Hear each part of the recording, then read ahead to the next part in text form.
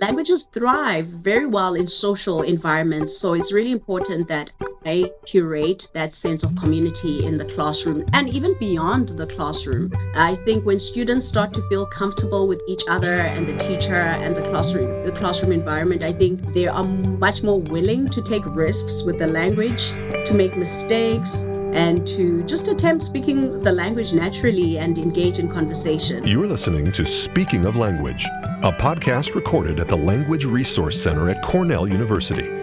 Each week, we explore a topic related to language pedagogy and language acquisition. This week on Speaking of Language, Nandipa Sipengane discusses strategies for pedagogy and community building in less commonly taught languages, both in person and over distance. Welcome to a new episode of Speaking of Language. I'm Angelica Kramer, the director of the Language Resource Center at Cornell University. And I'm Sam Lupowitz, the LRC's media manager. We are delighted to speak with Nandipa Sipengane today about building community in the language classroom.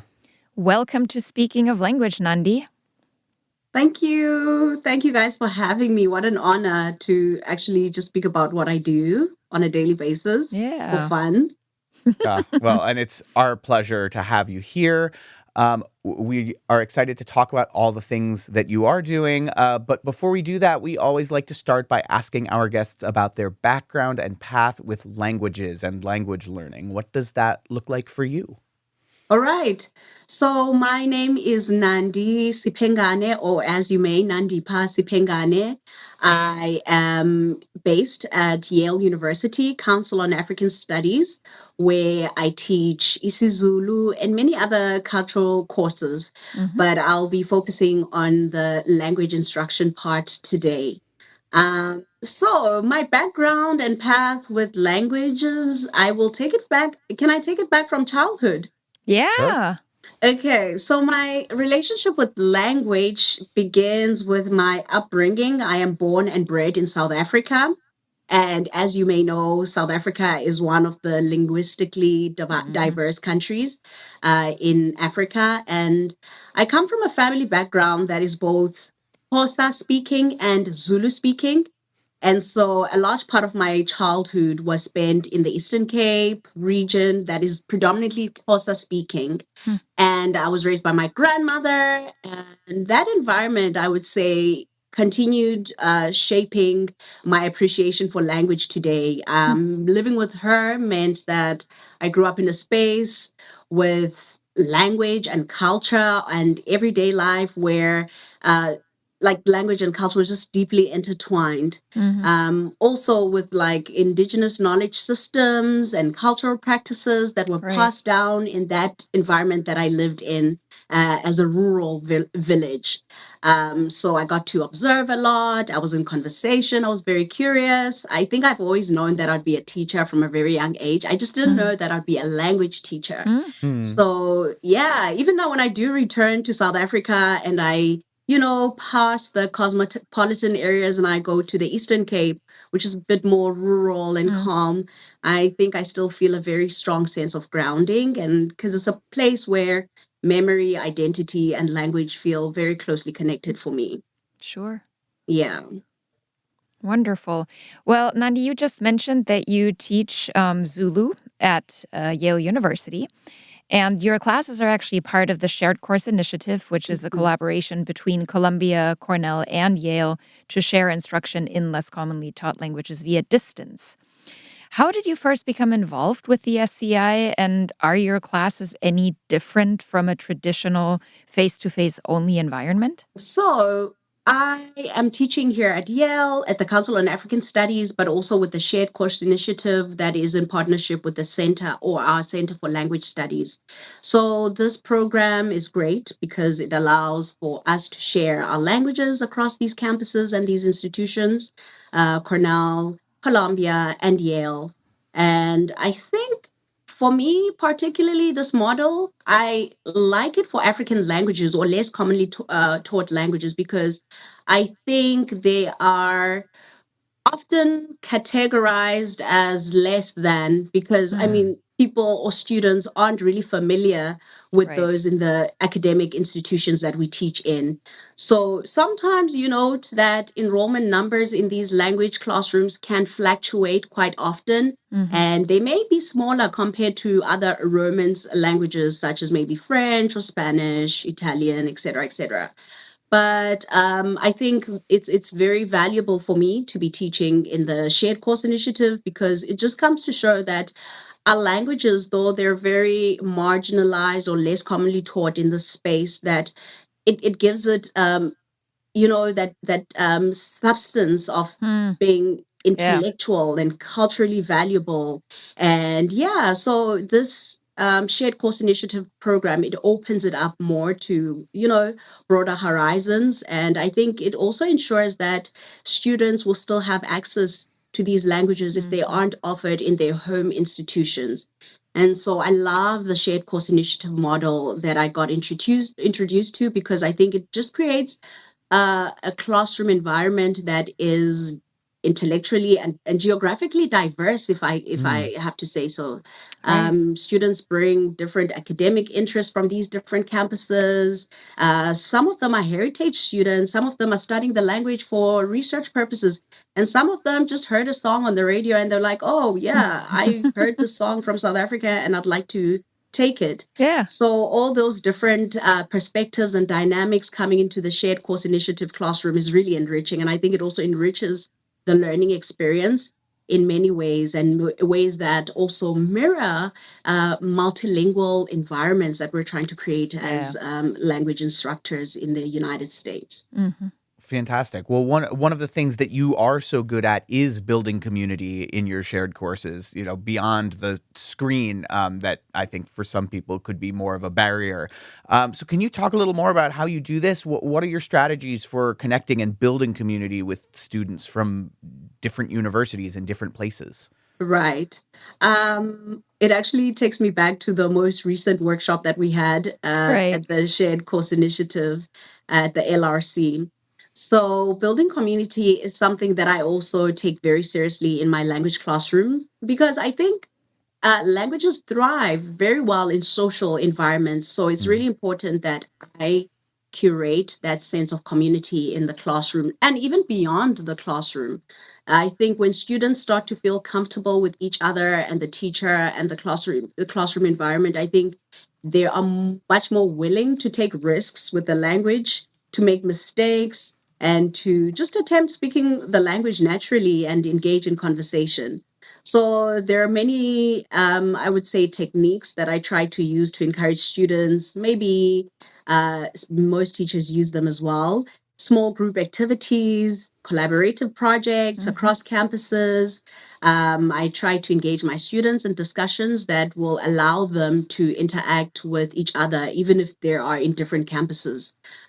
Google Doc, worksheets on activities. Yeah. I think these moments that I'm in the classroom with my students, they get to see each other not just as classmates on screen, but also as just members of a broader and shared community. Mm. Fun fact, when I first started teaching here at the Shared Course Initiative, um, I had students join in from Columbia and Cornell in the first year I started teaching. And one of them said, when we joined your classroom, I thought we would just be on this side of campus just watching you. I never thought you'd call my name and ask me questions in real Mm. time. And so it's great that whenever possible, I try to, create this environment of communal living in the classroom, and also to encourage opportunities for students to meet beyond these Right. virtual classrooms that we teach in. Most recently, I had a trip to New York to watch the Ndlovu Youth Choir, which is a South African youth choir Hmm. that sings in isiZulu. They've been doing tours Mm. around the US and other European countries. And we were honored by one of the parents in the classroom who bought tickets for her child and the classmates to go to New York Hmm. and watch Lovely. this at Carnegie Hall. Hmm. And Mm. so that was a very special moment for me, because in that moment, I got to invite students across these different campuses that I teach in. And students from Cornell got to meet students from Columbia University through that collaborative initiative. And so when students begin to also recognize each other and build friendships across campuses, it really is enriching and it becomes much more meaningful, I think. And it reminds them that language is not just about learning to communicate in isolation, but something that connects people, across these spaces that we teach. Yeah, that's amazing. Mhm. Lovely. So, for colleagues who are considering language course sharing, what is your number one advice if somebody is new to this whole notion of distance learning, especially for languages? What would you tell them? Mhm. I'll be honest, it can be hard. Mm-hmm. It can seem a bit challenging at the Mm. beginning, so you overcome it very quickly once you become comfortable with the technology.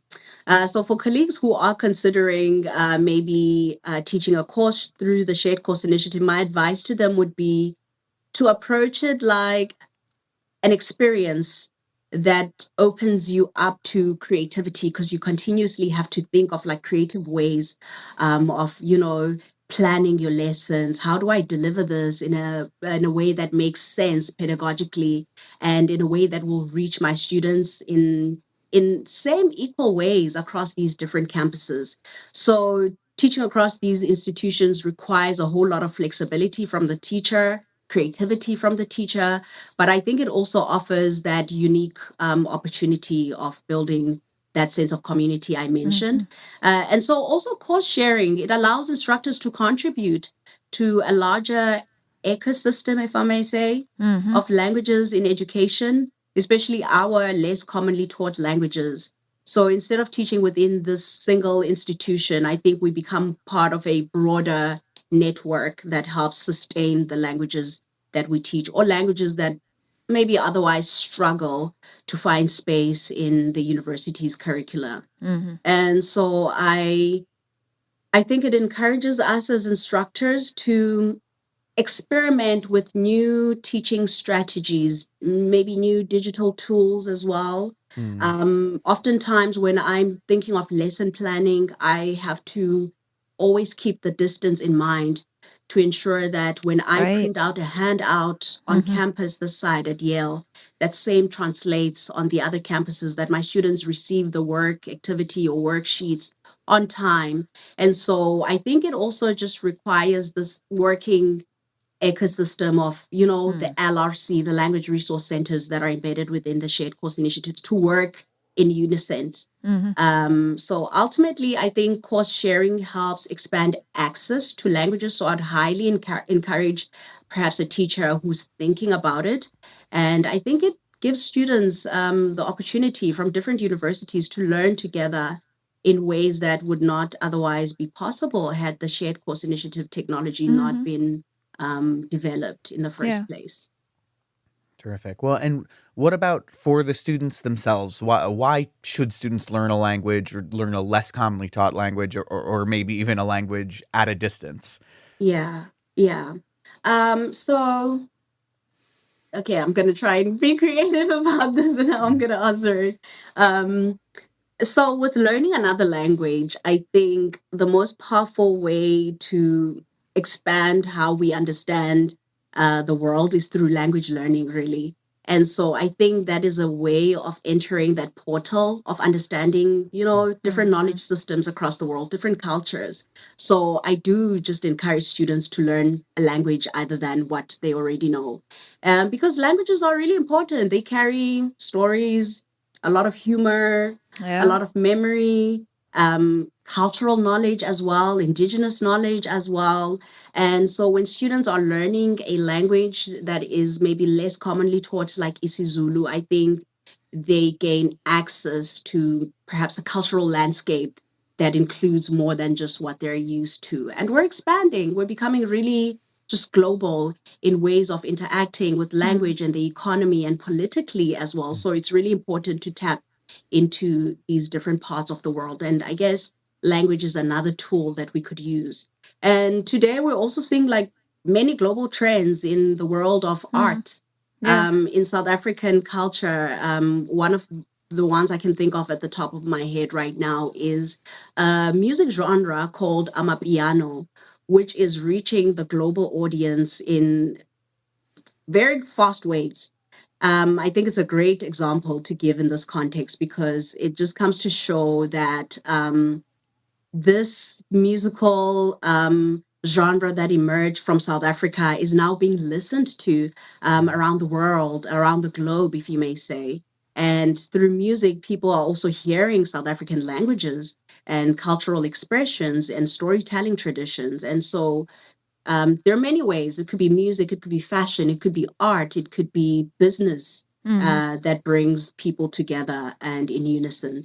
But with me, particularly, I value the use of music as well in my classrooms because I think it's a very powerful and cultural ambassador for language teaching. So not only are you enjoying sound, but you are encountering the language as you are listening to the song. You are gaining the cultural expressions as you are listening to the songs. It's embedded in the lyrics. And so for students learning them and learning these languages, it connects them to deeper cultural forms, I feel, and it moves them just from being passive recipients of world knowledge systems to being active participants who can also appreciate the art and the nuances beyond just what they're hearing. Yeah, absolutely. This is Mhm. fascinating. Can you talk a little bit more about how you actually implement that? Especially, I'm thinking at the different levels of the language that you teach. Mhm. When you think about using music in the language classroom, what Mhm. does that look like in practice? So in practice, that looks like participating at music festivals Hmm? or language show and tell festivals that we host annually here at Yale University. I imagine other institutions like Cornell and Mm-hmm. Columbia might have their own ways of celebrating, maybe Right. Language Week, as Yep. I've seen in the past. But in my course, really, it's all about just bringing that raw into the classroom. My interest in ethnomusicology, just to give you a little bit of a background, it developed Please. during my postgraduate studies at the University of Wisconsin-Madison. I was doing my master's there Mm-hmm. around the year 2016, 2017 to 2017. So there I focused mainly on the relationship between music and language learning more intrinsically. Mm-hmm. And I became interested in how indigenous music, what role it plays, and how it could function as a pedagogical tool across language classrooms. So my activities range. So from the first one I mentioned, we sing in the classroom. I obviously introduce these as icebreakers. I'd print out a Mm-hmm. lyric sheet and then guide my students through the sound and the rhythm of the song, and we sing together. And I guess it can be nerve wracking at first because, I mean, they're here to learn a language, and all of a sudden I'm making them sing and perform. But it has just been very a rewarding experience. Sometimes I bring in like worksheets where I want to focus on specific grammar, where I print out worksheets and I'm like, fill in the blanks. Mm-hmm. Or maybe for the advanced level students, I would bring in a song and say, let's break this down. Let's analyze it. What is it talking about? What sense? What historical messages are you getting from it? What cultural messages are you getting from this song?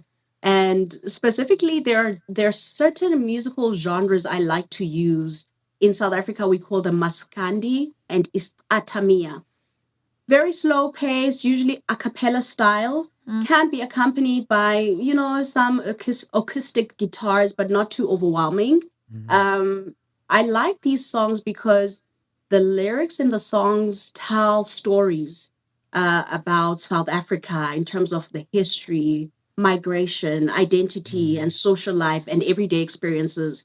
Perhaps those are themes that we can maybe expand and break down in the more advanced levels. Yeah. But because of this, I think music offers students that authentic exposure to language in context with the music. And so when students are listening to songs, I think they also begin to notice certain patterns in how we Yeah. pronounce words, especially because our language has click sounds, the and the I can break that down later. But there's a whole lot of rhythm and Mm-hmm. expression in our music, and I love using that to teach because it carries more than just the narrative Sure. elements, but also just an emotional aspect of it. It makes language a bit more memorable.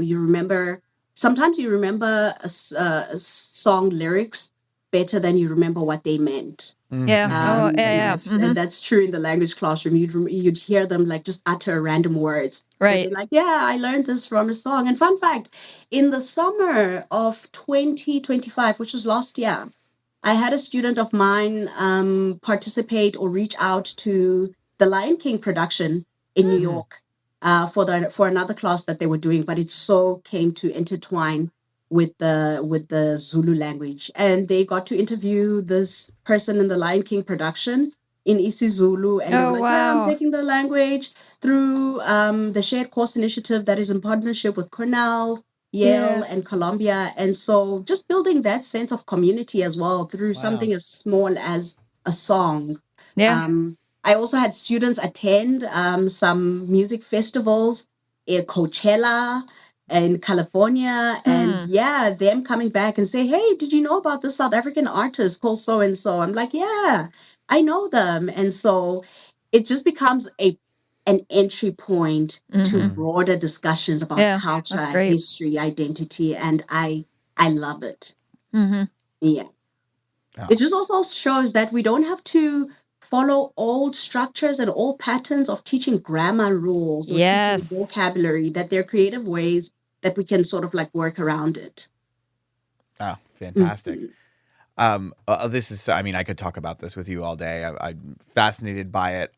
Are there any other projects that you're working on that you're looking forward to that you would like to share with us? Yeah. Okay. So perhaps not so much on the writing. It's a bit rough. I won't mention any writing projects that I'm working on right now. But I think one thing I'm particularly interested in right now is AI, artificial intelligence. So beyond just the teaching that I do, I'm also interested in exploring how that technology can help support African language education. One area I've been thinking about is obviously artificial intelligence and these digital tools, and how we could maybe use them responsibly in language learning environments, and how we could also feed these AI systems. I think many African languages are still underrepresented as far as those digital spaces, particularly because there's limited linguistic data that is available to, I guess, train these bots or robots or technical systems on Right. our indigenous languages. And I recently participated in a workshop where I worked on building lexical. I didn't follow up on it, so that might be a project that I want to tap into, maybe in the summer even. Building lexical resources or corpora that could feed into or develop, digital corpora for African languages, maybe isiZulu to be specific. So I am interested in working with that. I've also been interested in using AI tools and creating immersive spaces for language learning. And I'm trying to see how we could utilize that in a responsible way in the classroom. There are many apps that I'm currently exploring, such as Kumo Space, which kind of creates an immersive space. It looks like it could be Zoom, but students are able to move around. It's a great app for teaching furniture and teaching about like house topics, and because students can get to design through that portal how their apartment looks like. And how it works is almost similar to Zoom, that we can log into your house space and you can give us like a tour of your furniture and your rooms and your spaces. Another one that I've really enjoyed that I want to explore is GeoGuessr, which is like a Oh, sort of yeah. digital game. Yeah.